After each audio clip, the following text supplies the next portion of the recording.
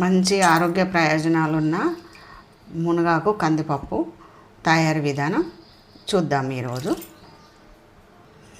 ముందుగా ఒక కప్పు కందిపప్పు తీసుకొని శుభ్రంగా కడిగి మునిగేంత వరకు వాటర్ పోసి పక్కన పెట్టుకోవాలి. ఇప్పుడు ఫ్రెష్గా ఉన్న మునగాకును తీసుకొని శుభ్రంగా కడిగి ఒక కప్పు వరకు అయింది, దీన్ని తీసి పక్కన పెట్టుకోవాలి. ఇప్పుడు కుక్కర్లో ముందుగా కడిగి పెట్టుకున్న కందిపప్పు వేసేసుకుందాం. మునగాకును కూడా వేసేసుకుందాము. ఇప్పుడు ఉల్లిపాయ పచ్చిమిర్చి వేసుకుందాం. ఒక 2 చిన్న టమాటాలు ముక్కలు చేసి పెట్టుకున్న ఇవి కూడా వేసేసుకుందాం. ఇప్పుడు ఒక చిన్న స్పూన్ పసుపు వేసుకుందాం. ఇప్పుడు ఒక 2 కరివేపాకు రెబ్బలు వేసుకుందాం. ఇప్పుడు ఒక చిన్న స్పూన్ కారం కూడా వేసుకుందాం.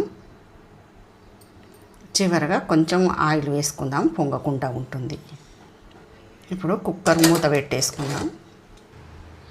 ఈ విధంగా కుక్కర్లో పెట్టుకుంటే తొందరగా అవుతుంది, టైం కూడా సేవ్ అవుతుంది. ఒక 3 విజిల్స్ వచ్చే వరకు పెట్టుకుందాం.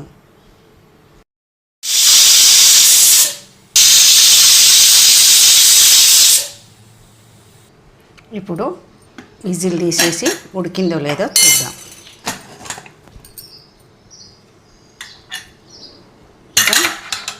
ఉడికిపోయి మీకు చూపెట్టడం మర్చిపోయినా కొంచెం చిన్న నిమ్మకాయ అంతా చింతపండు కూడా వేసిన పప్పు మెత్తగా ఉడికిపోయింది.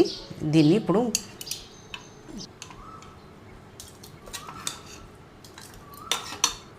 ఇప్పుడు కొంచెం ఉప్పు వేసి ఇంకా కొంచెం కలిపేసుకుందాం.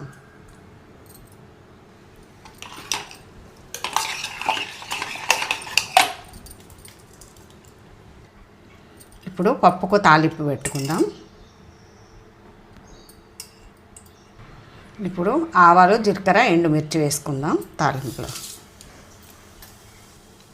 ఇప్పుడు వెల్లుల్లిపాయలు వేసుకుందాము. కొంచెం నలగొట్టి వేసుకుంటే బాగుంటుంది.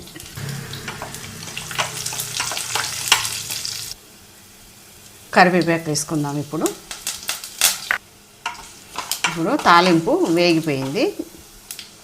ఇప్పుడు పప్పు వేసేసుకుందాం. మునగాకులో ఐరన్, కాల్షియము చాలా ఎక్కువగా ఉంటుంది. రక్తహీనత ఉన్నవాళ్ళు తప్పకుండా తీసుకోవాల్సిన ఆకుకూర పప్పు ఇప్పుడు రెడీ అయిపోయింది. ఇలా మునగాకు పప్పును అప్పుడప్పుడు మన ఆహారం